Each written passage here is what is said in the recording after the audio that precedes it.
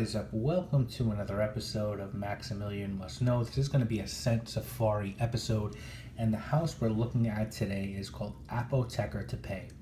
Now, scent safari, for those of you who don't know, is I sort of reach out to a house that I have some interest in as far as their fragrances, request some samples, and then the day that I shoot the video, I sort of go through, I pick 4 of the fragrances out. If they send me more, these guys sent me 6, I picked 4 out. I wore them earlier in the day and then sort of topped off right before I did this video. So I sort of have a good idea of what their fragrances are about, but it's sort of a informed first impression on the house. And so I was browsing through Twisted Lily, and I found this house, and I was really sort of interested. And if you're interested in any of the fragrances by Apoteker Tepe, check out Twisted Lily. They're there, and they're also at the house's website, which I will link to in the description.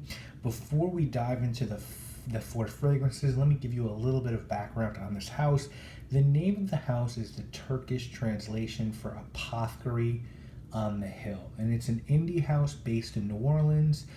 They were started in Harlem by a perfumer named Holiday Salts in 2014, relatively new. And the idea here is to make fragrances that are resonant, made with intention, artistry, and a reverence to re-enchant a world where too many things are merely things. They are all handmade in small batches, featuring rare and beautiful materials not used in other fragrances. The first one we're going to look at is called After the Flood. And this one, if you're interested, is $110. It comes in a 50 ml size, and notes on it are violet leaf, water lily, mushroom, patchouli, and soil tincture. Now, for me, guys, this one is sort of like Bat by Zoologist. They don't smell the same, but the quality is just on a different tier. Now, with that said, there's sort of a bit of a negative to some people, and I'll speak to that more when I summarize my opinions on this house. But if you're one of these dudes who wants to go to Sephora or Macy's, spray something on, close your eyes, and pretend you have a 6-pack and you're drinking a mojito when you're yachting Ibiza with washboard abs, and a chick who's secretly addicted to cocaine isn't about to retch up her tuna tartare in the bathroom, stop the music and move on. This is not that. These are fragrances for people who really want to think about what they're putting on. It's the difference between Kanye West and Phil Spector, Daniel Steele and Dante, Michael Bay and Werner Herzog. Now, with that said, I think this smells great. I love it. There's a good chance I'll buy it and do a full review on this one. But it's not the easiest fragrance to wear. It's downright challenging. You get the soil tincture, but I also get the mushroom here hardcore, and more than anything, this sort of earthy, wet, dirty, but clean vibe, almost like everything has been sterilized by nature. And that makes perfect sense with the name After the Flood. It's sort of like a hard reset on like a forest situation. To me, this is sort of an exhibit. When you go to a fashion show, they sort of show what they do, but not what you're necessarily expected to wear out. And I sort of feel like this is that. It's a really exhibition of the perfumer's skill, and I would wear this one, but I don't know it's something you expected to wear every day to work. But it's important for artists to create and showcase. And as this one evolves, I get a very heady green, almost dank, sort of a fresh marijuana smell. But that's just me. I really enjoy this one. Superb quality and performance, and just unique as fuck. I mean, it's a great scent. The next one we're going to look at is called Holy Mountain. This one also $110 for 50 ml. And the notes on this one are pine, incense, balsam, fir, gaiac, and labdanum. Now, for me, I also like this one. It's not super exciting to me, though. It's a very good scent. Quality materials, good blend, but for me, I feel like I've been there and I've done that. It feels to me like a cross between 2 very good fragrances. One, Arso by Profum Aroma, and which is Campfire Crack, And so mostly Arso, and then a hit of Fille and Aiguille by Serge Luton. Campfire burns down the forest, turns into a forest fire, and you get the pine and almost sweet balsam, and then the smoke.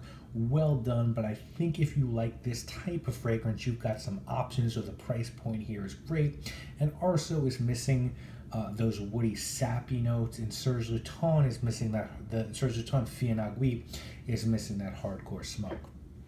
And the next one we're going to look at is called Anabasis, $110.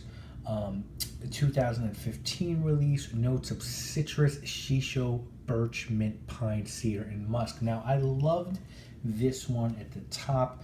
Super fresh and clean. I get that gorgeous hint of mint and citrus with some pine and woods behind it. On my skin, it just dies too quickly. Now, if you get it on clothing, it seems to last for a while, but for me, I wish it was more than a skin scent, which it sort of is on my skin. Like the notes, like the top of this one, but for me it was a fizzler. The mix of mint and shisha was dope with the woods here, really nice. The mint is very natural, great mint note. For me, when I think of mint notes, I think of four fragrances. I think Roadster by Cartier, Geranium Pour Monsieur by Frederic Malle, Moss and Mint by Nest, believe it or not, and Mont Fresh by Healy. The mint note here was also insanely good. Just wish it had more oomph behind it. The last one we're going to talk about is called Pale Fire. Now this one's a little bit more pricey, an extra $20 and cost you $130. And this one is meant to be a deconstructed amber. Dome-wise, we get vanilla CO2, Tahitian cocoa absolute, Ghana clarified labdanum. And for me, this is about cocoa and vanilla, almost like a high-end dessert with just a nice piece of amber at the end. And by amber, I mean smoky resin with a vanilla trail. I love the smoke and amber with a touch of very high-end cocoa. It almost feels like you go to a Michelin star restaurant to have a wonderful cocoa dessert, and they pull the top off, and there's like this smoke, subtle smoke cloud that comes out. So you're almost thinking like a smoked cocoa with a vanilla edge. So beautiful, so refined, and something almost liturgical and church-like about this one, like eating a chocolate tour in a church with vanilla ice cream. Very sophisticated and insane level of quality. So what's my takeaway? Well, you guys know that I released a fragrance with 4,160 Tuesdays in 2015 called Maxed Out, which became a top 10 seller on Lucky Scent in 2015. And I have actually a dream list of every indie house that I want to collaborate with someday. Right now, that list has 5 houses on it. I'm going to keep them a secret. But Apoteker Tepe is number 6. I love these fragrances. I love the quality. I love the price point. But what I think is best is the purpose behind the scents. There's a vision and a reason they were all made. It's not someone sitting in a room of essential oils doing market research and slapping a cool name on a bottle. There's a vision and there's intent and reason. And this is why, for me, indie perfumes have so far and away surpassed niche as a bastion of innovation in perfumery.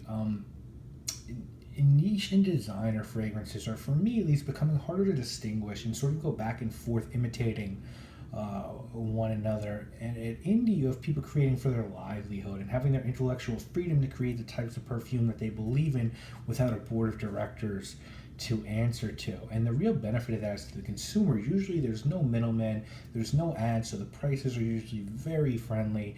And I want to say something else as well. I really implore you to check these fragrances out and the quality of the material used. And it'll be pretty apparent to anyone with a perfunctory knowledge of perfume that no corners are being cut here. And then go and ask yourself, why is it necessary to pay so much more than $130 or $110 for a fragrance? These are handcrafted in beautiful bottles with the best materials and legitimate craftsmanship behind each product and composition. So it's an interesting question of, why does perfume need to cost so much more than this price? I'm a huge fan. I can't recommend these highly enough. I'm going to link in the description. Let me know if you've tried these, what you think. And I want to thank Holiday for sending me these, and I hope you check these out. And I'm gonna be very excited to see what this house does in the future. Obviously, I'm a big fan. Guys, please comment, like, subscribe. Let me know what you think if you tried these, and I'll see you later this week with the sample shopping and a review this weekend. You already know what it is, guys. My name is Maximilian. I must know. This has been another episode of Send Safari. Peace.